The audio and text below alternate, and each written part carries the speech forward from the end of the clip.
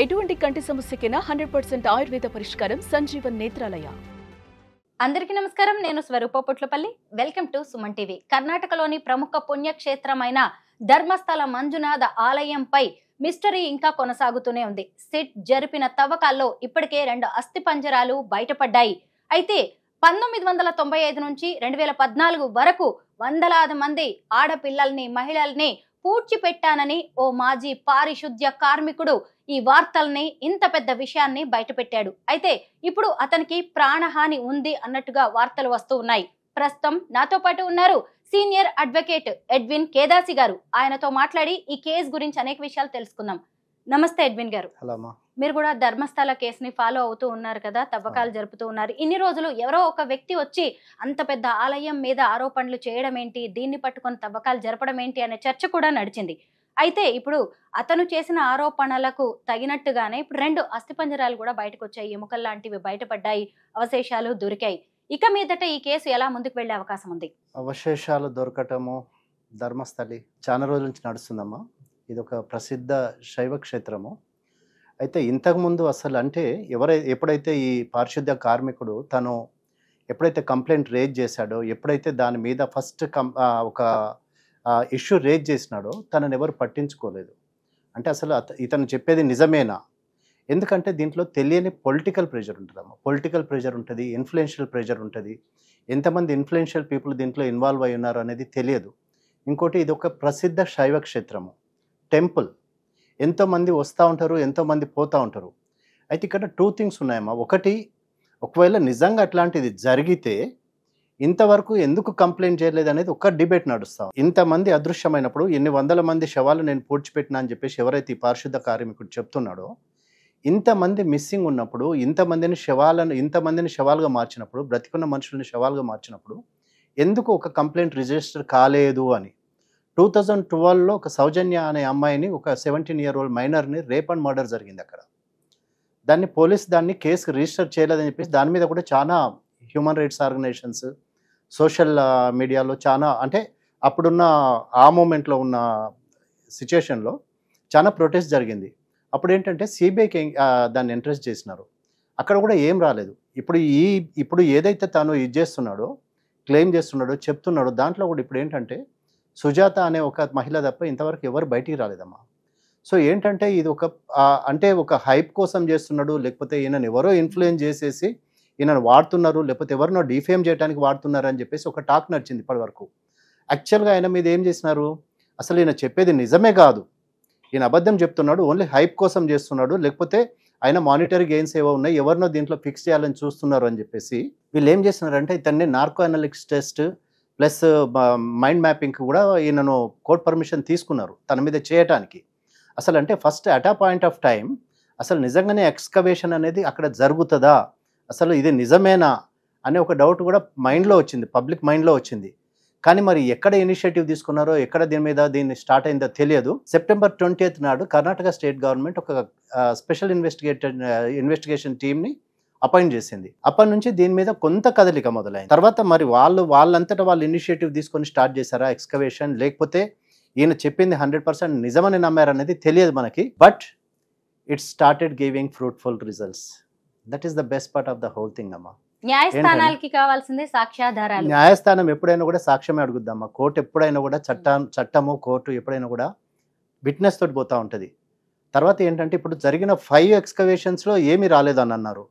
కానీ వాళ్ళు అక్కడ డిసప్పాయింట్ కాకుండా, ఆయనను డిసప్పాయింట్ చేయకుండా 6th ప్లేస్కి మూవ్ అయినారు. అయితే ఇక్కడ జరిగింది ఏంటంటే ఇంకొక సెకండ్ థింగ్ ఏంటంటే, నేత్రావతి రివర్, ఆ రివర్ పక్కన నేను పూడ్చిపెట్టాను. నేత్రావతి నది పక్కన బాడీస్ తొందరగా డీకంపోజ్ అయిపోయే ఛాన్స్ ఉంది. It's a small river, it's not that big I think.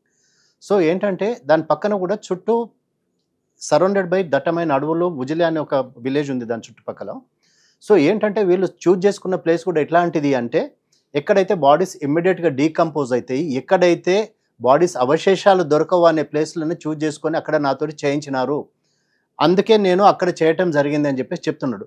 So ఇప్పుడు ఎవరైతే పారిశుద్ధ్య కార్మికుడు కంప్లైంట్ చేస్తున్నాడో హీఈస్ ట్రూ, ఆయన చెప్పేది నిజమనేది ఒకటి కొంత ఆధారం దొరికింది కాబట్టి ఇంకా దాని మీద next step, next course of action జరుగుతుంది. They will go to the next level. Excavations continue అవుతాయి, that will go to next level. ఇప్పుడు దీంట్లో ఎవరు బయటకు వస్తారు లేకపోతే ఎంతమంది బయటకు వస్తారు అనేది వెయిట్ అండ్ వాచ్ అంతే. ఇంకా దాంట్లో అంటే ఇప్పుడు ఆ బోన్స్ ఎంతవరకు అవి అంటే నిజ నిర్ధారణకు పనికొస్తాయి లేకపోతే ఎంతవరకు మనకి ఇదవుతుంది అనేది wait and watch. We need to wait and watch.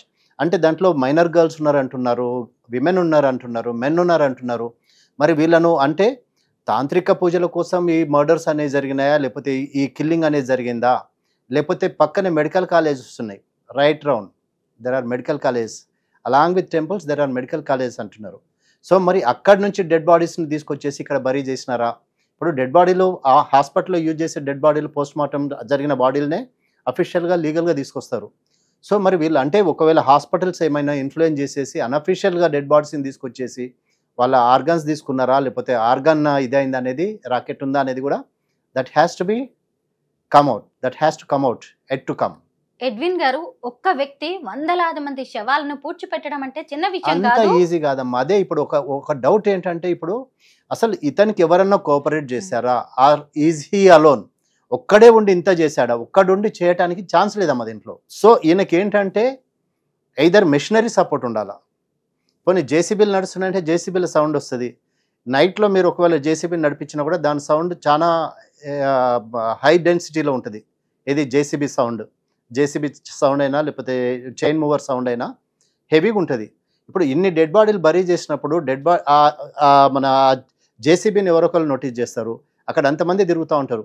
అంటే ఒక మనిషి అసలు ఒక చచ్చిపోయిన శవాన్ని మోయటం అనేది అంత ఈజీ కాదమ్మా. అసలు ఒక కాటి కాపరి కూడా ఎన్ని వందల శవాలు అన్నీ తగలబెట్టి ఉండడు. అంటే ఇప్పుడు ఈయన ఎంతవరకు ఇప్పుడు ఈయన చెప్పేది నిజం అనేది కూడా అక్కడే ఒక డౌట్ వచ్చింది. ఇప్పుడు ఈ నిజంగానే ఈ 2 శవాలు బయటపడకపోయి ఉంటే 6th ప్లేస్లో అసలు అంటే ఈయన చెప్పేదంతా అబ్సర్డ్, ఈయన చెప్పేదంతా ఏదో ఒక హైప్ కోసం చేస్తున్నాడు అనే ఒక డౌటే ఉండేది పబ్లిక్ మైండ్లో. కానీ ఇప్పుడు ఏంటంటే ఎటు తెలియని సిచ్యుయేషన్లోకి వచ్చేసింది. 100% he's not telling the truth అనే కాదు, లేకపోతే 100% ఇది ఫ్యాక్ట్ అని కూడా కాదు. అంటే ఆ శవాలు దేని అన్న అయ్యి ఉండొచ్చు, లేకపోతే ఈయన తీసుకుపోయిన ప్లేస్ అక్యురేట్గా ఉందా లేదా అనేది కూడా దాన్ని కూడా అసర్టైన్ చేసుకోవాల్సిన సిచ్యుయేషన్ ఇప్పుడు. సో ఇప్పుడు ఏంటంటే కాలమే దీనికి సమాధానం చెప్పాలి. ఇంకా కొంత ఎక్స్కవేషన్ జరిగితే, కొంత ఇన్వెస్టిగేషన్ అంటూ జరిగితే some special teams are working again apart from మన స్పెషల్ ఇన్వెస్టిగేషన్ టీమ్తో పాటు స్పెషల్ టీమ్స్ కూడా వర్క్ చేస్తున్నాయి.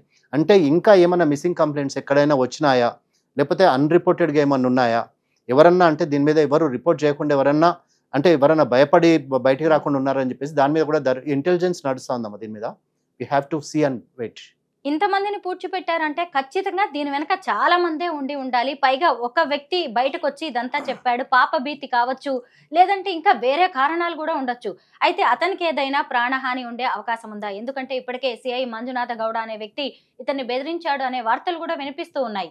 ఇప్పుడు మీరు అన్నట్టమ్మా ఇది ఓవర్ నైట్ లేకపోతే 1 or 2 daysలో జరిగింది కాదు. It took a long time ఇంత జరగటానికి. సరే ఒకవేళ నిజమే అనుకుందాం, లెట్స్ అజ్యూమ్ దట్ నిజమే జరిగింది అని అనుకుంటే అతనికి నిజంగానే లైఫ్ థ్రెట్ ఉందమ్మా. ఎందుకంటే ఇప్పుడు ఎవరైతే విజిల్ బ్లోవర్ ఉన్నాడో ఇప్పుడు తను ఒక్కడే బయటకు వచ్చి చెప్పింది ఇన్ని సంవత్సరాల తర్వాత 2014 నుంచి 25 వరకు ఎక్కడికి వెళ్ళిపోయినావు అంటే నాకు ప్రాణహాని ఉందని చెప్పేసి is been telling from the day 1. నాకు ప్రాణహాని ఉంది కాబట్టి నేను ఎన్ని రోజులు అప్స్కాండ్ అయినాను, ఎన్ని రోజులు హైడౌట్లో ఉన్నాను నేను. కానీ నా కాన్షియస్నెస్ నన్ను అలో చేయలేదు, నా మనస్సాక్షి నన్ను వేధించింది. నువ్వు కనీసం ఇప్పటికైనా కూడా చచ్చిపోయిన శవాలకి లేకపోతే చచ్చిపోయిన వాళ్ళకు ఒక మర్యాదపూర్వకంగా వాళ్ళకి ఎండ్ ఇది కావాలి, ఎండ్ పిక్చర్ కావాలి, వాళ్ళ లైఫ్లో ఒక మంచి ఎండ్ కావాలి అనే ఇంటెన్షన్తో నేను బయటకు వచ్చాను. నాకు లైఫ్ థ్రెట్ ఉందని చెప్పేసి from the day 1 he's saying. And ఇప్పుడు ఓపెన్గా అంటున్నాడు నాకు మంజునాథ గౌడ అనే ఎస్ఐ తోటి సిఐ తోటి నాకు ప్రాణహాని ఉంది అని. ఎందుకంటే హీఈస్ ఎస్కార్టింగ్ హిమ్. ఇప్పుడు ఆయన మీద ఏ ఇన్ఫ్లుయెన్స్ నడుస్తుంది ఏం నడుస్తుంది అనేది తెలియదు. 1 fine day ఒకవేళ ఆయన చచ్చిపోయినా మనం పెద్ద సర్ప్రైజ్ కావాల్సిన అవసరం ఉండదు. ఎందుకంటే ఇప్పుడు హై లెవెల్ కేసు అమ్మా ఇది. అంటే పోలీసులు న్యాయస్థానాలు ఆయనకేమీ రక్షణ కల్పించలేవా? పోలీసులు న్యాయస్థానాలు ఎంత రక్షణ కల్పించినా ఏం చేసినా కూడా ఇప్పుడు థ్రెట్ అనేది ఎక్కడి నుంచి వస్తుంది లేకపోతే ప్రమాదం ఎక్కడి నుంచి వస్తుంది అని చెప్పేసి మనం 100% మనం గెస్ చేయలేం తల్లి. సో అది 100% ఇది ఫుల్ ప్రూఫ్ లేకపోతే మనం అరేంజ్ చేసిన సిస్టము లేకపోతే మనం ఇచ్చిన సెక్యూరిటీ 100% ఫుల్ ప్రూఫ్ అని కూడా అనలేము. ఎందుకంటే ఇప్పుడు ఇంత పెద్ద ఇష్యూ మీద తను ఒక్కడే ఈజ్ ద ఓన్లీ వన్. ఆయన లేనప్పుడు ఇంక అక్కడ ఏముండదు. ఇప్పుడు రేపు ఎవరినో తీసుకెళ్ళేసి చూపి ఇంకెక్కడే ఉన్నాయో శవాలు లేకపోతే ఇంకెక్కడ బరీ చేసినామంటే కూడా చెప్పడానికి ఎవరు లేరు కదా. Except this 1 single person, there is nobody else who knows about the whole thing. So ఏంటి అనేది ఇంకా దేవుడు చూస్తూ ఉన్నాడు. ధర్మస్థలి కాబట్టి God is watching the whole thing. So ఇంకా దేవుడు బయట పెట్టాలి, సైన్స్, లేకపోతే ఒకవేళ శవాల్ని నిజంగానే శవాలు బయటకు వచ్చినప్పుడు వాటిని ఒకవేళ సైంటిఫిక్గా ఫోరెన్సిక్ ల్యాబ్స్ కానీ ఇవన్నీ అది చూస్తే నిజంగానే అంటే ఇప్పుడు ఇంకొకటి కూడా అమ్మా, ఇప్పుడు చచ్చిపోయిన వాళ్ళు ఎవరని కూడా తెలియదు. If there is a complaint, చలో బై ఈ అమ్మాయిది ఈ బాడీ స్ట్రక్చర్ ఇట్లుంటుంది, లేకపోతే ఈ అమ్మాయి ఇట్లుండేది, ఈ ఫిజిక్ ఉంది అని చెప్పేసి అసర్టైన్ చేసడానికి ఛాన్స్ ఉండేది. కానీ ఇక్కడ ఆ ఛాన్స్ లేదు మనకి. లాయర్ గారు, ఇప్పుడు ఆయన వందలాది మంది అమ్మాయిల్ని, స్కూల్ పిల్లల్ని కూడా నేను పాతి పెట్టాను అని చెబుతున్నాడు. అసలు ఇంతమంది అదృశ్యం అవుతుంటే మన చుట్టూ ఉన్న సమాజం ఏం చేస్తుంది? వాళ్ళ తల్లిదండ్రులు కావచ్చు, కుటుంబ సభ్యులు, బంధువులు ఎవరు పట్టించుకోరంటారా? ఒక కేసు, 2 కేసులు, 3 కేసులు అంటే ద హోల్ డౌట్ ఈజ్ అక్కడే కదమ్మా. ఇప్పుడు డౌట్ మొత్తం అక్కడే ఉంది కదా. ఒక పర్సన్, 2 వ్యక్తులు, 3 వ్యక్తులు అంటే నోబడి కేర్స్, ఓకే బై అయిపోయింది లేదు ఏదో అని అనుకుంటారు. కానీ ఇక్కడ ఏంటంటే ఇన్ని వందల మంది నేను బరీ చేసిన అంటున్నాడు. మరి ఇప్పుడు అతను చెప్పిన క్లూ ప్రకారం అయితే మరి దొరకాలి. అక్కడ 2 దొరికినాయి. చలో ఇది బిగినింగ్ అనుకుందామా, లేకపోతే ఇది ఇక్కడ ఆగుతుందా, ఇంకా ముందుకు పోతుందా అనేది తెలియదు. ఇంకా ముందు దొరికితే అప్పుడు ఏంటనేది the government has to take a call or the police have to take a call. కానీ ఇక్కడ ఇంకా ముందుకెళ్ళి ఇంకా శవాలు దొరుకుతాయా, లేకపోతే మిగతా శవాలు కొట్టుకొని వెళ్ళిపోయినాయా, లేకపోతే అవి దాంట్లో ఇమర్స్ అయిపోయినాయా అనేది తెలియదు. ఓన్లీ ఇంకా ఎక్స్కవేషన్ ఇంకా ముందుకు వెళ్తేనే ఇవన్నీ బయటికి రావాలి. ఇప్పుడు బాడీ 10 days లోపల డీకంపోజ్ అయిపోద్దమ్మా. ఎక్సెప్ట్ బొక్కలు ఏముండవు మన దగ్గర. అక్కడ డెడ్ బాడీ ఫీమేల్ మేల్ లేకపోతే ఏంటి అనేది బొక్కలు తప్ప, బొక్కలతోటి వీళ్ళు కెమికల్ టెస్ట్ తోటి, ల్యాబ్ టెస్ట్ తోటి దాన్ని బయటికి తీసుకురావాల్సిందే తప్ప ఇంకా 100% ఫుల్ ప్రూఫ్గా జరగదు. కానీ unless until there is no complaint from anybody, then ఇప్పుడు ఇంకొకటి ఏంటంటే ఇక్కడ డెడ్ బాడీస్ నేను పాతిపెట్టిన అంటున్నారు. But at the same time that's not even a burial ground. మరి ఇప్పుడు ఏంటంటే 2 స్టేట్మెంట్స్ వస్తున్నాయమ్మా ఇక్కడ. సో 1 స్టేట్మెంట్ అటవీ ప్రాంతము, అదే మన ఈ టెంపుల్ ఉంది కాబట్టి అక్కడ అదేమి బరియల్ గ్రౌండ్ అంటే ఇది మన దహన సంస్కారాలు చేసే ప్లేస్ కాదు. సో ఈయన చెప్పిన దాంట్లో దాన్ని మనం గ్రౌండ్ తీసుకోవాల్సిన ఛాన్స్ కూడా ఉంది. కానీ ఎవరిని బరీ చేసినారు, లేకపోతే ఎవరు చచ్చిపోయింది ఎవరు అనేది ఇప్పుడు దాన్ని అసర్టైన్ ఎట్లా చేస్తారు అనేది లెట్స్ వెయిట్ అండ్ వాచ్ అంతే.